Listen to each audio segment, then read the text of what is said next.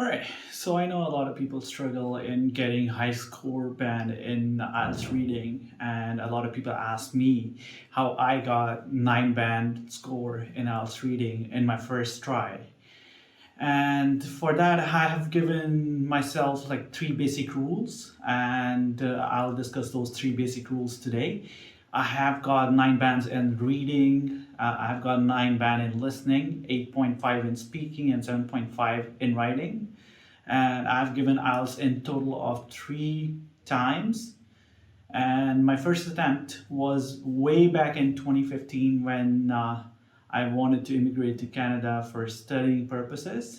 Enough backstory. So let's discuss those 3 tips that I always live by in IELTS reading. First is skimming through passages and noting key points from those passages. The biggest example that I can give for that is a lot of questions are laid out in a sequence in a passage. For example, question number 1 would be from the very beginning of the passage, whereas question number 13 would be at the very end, so on and so on. So like question number 7 would be at like like in the middle, maybe number 8 is in the middle, or it's usually in a sequence. So this helps me a lot because then I know where to look, because I've already skimmed through the passage, right? So now all I have to do is just look into the paragraphs themselves and know where to look. So this helps me a lot, and I would say this is very important if you want to save some time. This also helps me save like 7 to 10 minutes in total. So like I'll be ending my exam at like 50 or 55 minutes instead of the full hour. So I'll have like 5 to 10 minutes at the very end to skim through all my questions and answers, just to make sure I don't make a spelling mistake or I don't make any other mistakes. Like sometimes you look for the answer, you know the answer, but you write something else in a hurry. So it goes a long way when you have extra 5 to 10 minutes. So it's a really good tip, and you should all follow this. Okay, so the second tip that I would like to give is attempting the questions that cannot be guessed at the beginning. What I mean is, let's say, for example, you have true, false, and not given questions, or you have choosing the headings. So what you can do is leave those questions for the end and focus on the questions that cannot be attempted without guessing, right? So 1 word answers or 2 word answers, right? So what it does really do for us is when you have very minimum time left at the end, or let's say no time left at the end, you can still make a guess. So you'll have a probability of having that answer right at 50% or 25% or 75%, depending on your chances.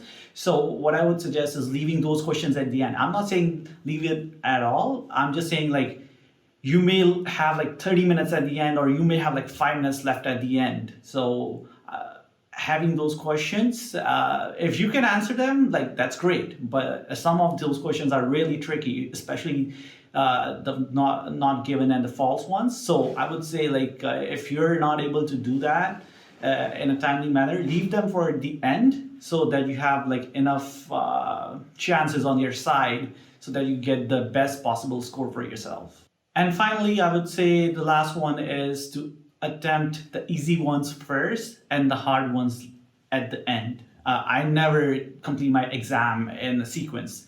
Like I'll leave like a lot of questions in between where I know like, yeah, I need to take some time to find these answers. So what I would do is just focus on the questions that can be answered immediately, and the other ones I'll do them later on. So what it does is it saves me a lot of time in a way. Like let's say if I spend 5 minutes on one question, that should never happen. Like you shouldn't spend 5 minutes on a question, because if you spend 5 minutes on one question and if you have like 10 hard answers in one exam, that's 50 minutes there, right? So you should be focusing on the easy ones first. Make sure you get like those 25, 30 questions out of the way and leave those 10, 15 questions that are hard for the end. And that way you will be able to save a lot of time and do your exam way better than you would do it in a sequence. All right, so if you follow these 3 tips, they're not that hard to follow. It's just you have to make a habit of following it. If you follow these three tips, I'll assure you that your band score in reading would increase by one band at least. So if you're like getting 5.5 or 6 now, you'll be easily getting 6.5, 7, even 7.5. And if you're in the 7.5 range already, I'll say like 9 is not that far away. Like you can get a perfect mark. 9 out of 9, right? Even if you get like one wrong in academic, you still get 9 bands. So it's not like a huge problem, right? So you can achieve good score using these three tips.